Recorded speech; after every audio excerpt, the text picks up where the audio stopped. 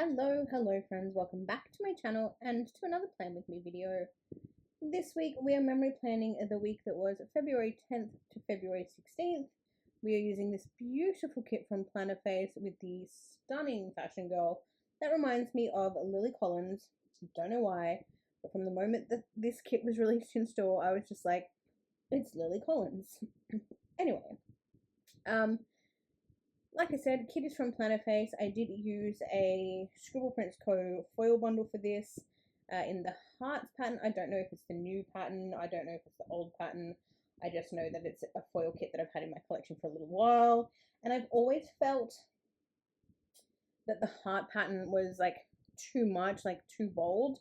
I generally prefer to use like a more subtle confetti type foil bundle. But obviously, given that it was the week of Valentine's, given all of the reds and pinks in this kit, I think that it worked really, really well, and I do love how this spread turned out. I'm so happy because this was a kit that I'd kind of bumped from my lineups a couple of times, and I was so happy to finally be able to use it.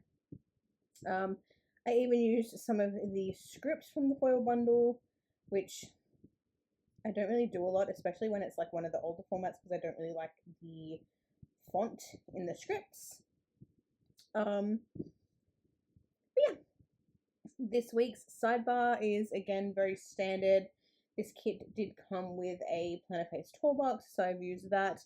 I used the one that was closest to my husband and I, which is not super close because I do have dark brown hair and my husband has like a really light mousy brown hair.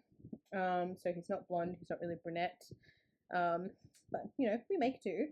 And then of course, like I said, Lily Collins, she went in the top corner, and then I've left a little spot for a highlight of the week. With that said, I don't actually know. I'm having a quick little squiz at what happened this week. We had an egg collection. I was off work. It was Valentine's Day. It was my sister-in-law's birthday. So there was a little bit. So I guess we should probably go ahead and get into it because I am making my voiceovers slightly shorter than normal. I was kind of aiming for like 14-15 minutes, but I've been trying to cut them down a little bit. So let me know your thoughts below. Do you prefer a like quicker talk through voiceover, sorry, or do you prefer the ones that are longer? Because I have noticed that even when I do make like 10-11 minute voiceovers, they're not getting a lot of watch time. So let me know if you have any thoughts or suggestions, or like what you prefer, because obviously whilst I love sharing these videos and this hobby with you all, if I can make the viewing experience better or more enjoyable, I want to do that as well.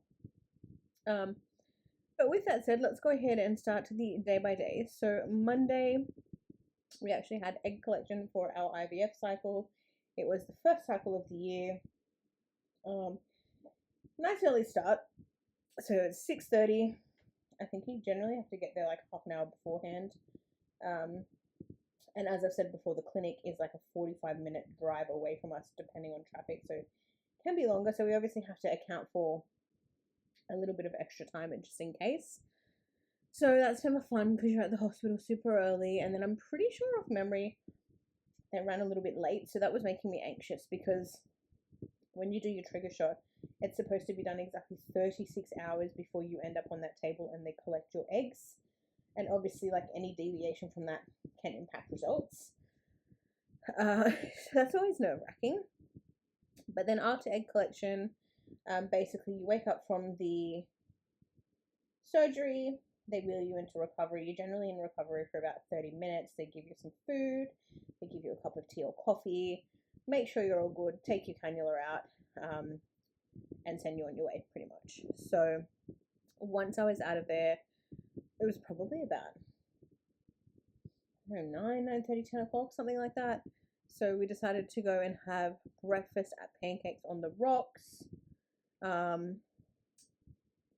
Self-explanatory. It's a cafe, but they specialize in like fancy pancakes. So we had pancakes for breakfast.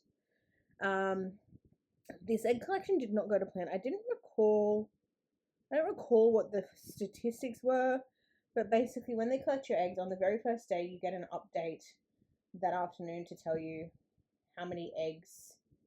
So when you wake up, you have the number of eggs that they collected on your hand, and then they call you later that day and tell you how many of those eggs were fertilized, were mature in order to be inseminated. Then they generally call you on day 3 and they tell you how many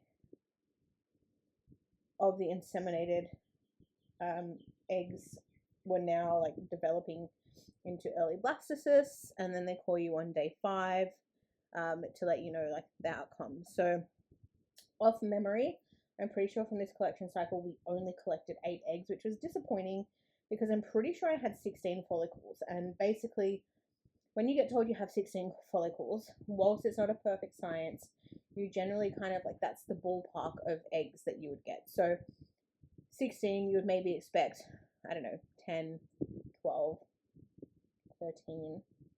But we only ended up with 8.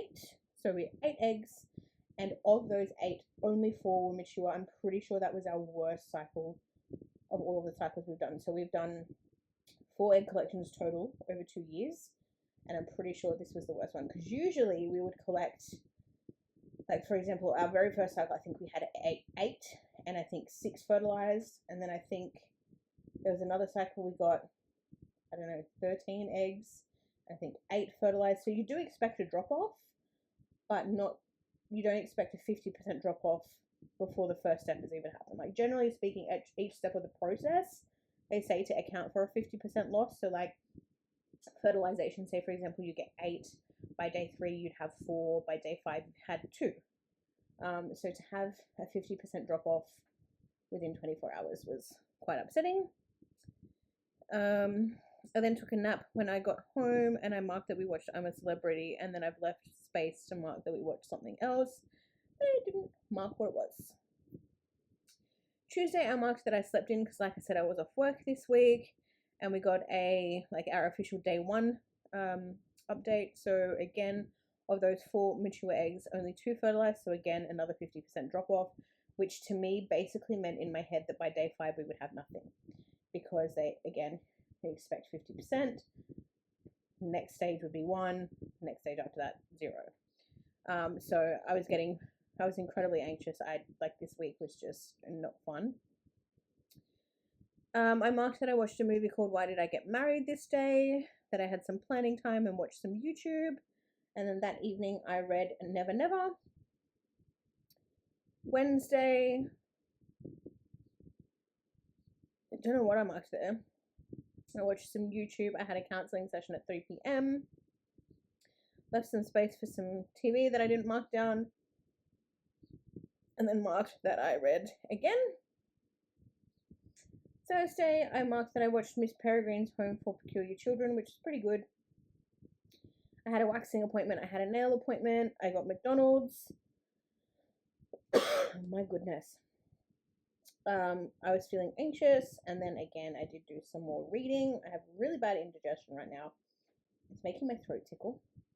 It's making me want to cough. Of course, while I'm doing the voiceover. What better time? Friday was, of course, Valentine's Day, so I've marked that at the top of the day. I then marked that I was very tired this day. And then this day we actually got a day 4 update, so I think they changed. It used to be day 3, and then they've changed it to day 4, because apparently in that 24 hours from day 3 to day 4, more of a significant growth happens with your embryos.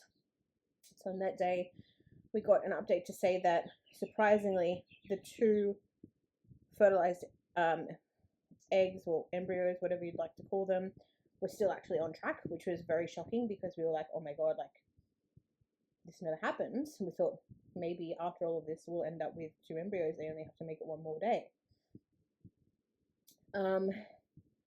I fiddled around with my Sims game because my game broke, and I fixed it. I watched my best friend's wedding. We had KFC, and then we had some donuts. My husband brought that home for Friday night dinner, and then that night we watched Spider-Man Far From Home.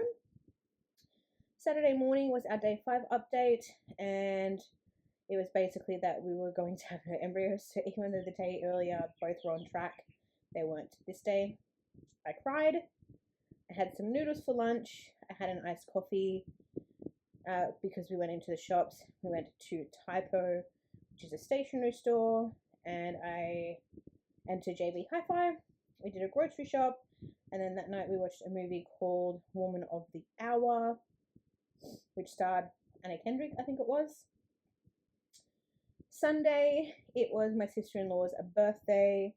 We got a day 6 update, because basically what happens if on day 5 you don't have anything, they'll keep them one extra day to see if there's any progression, and sometimes the progression is successful, sometimes it's not.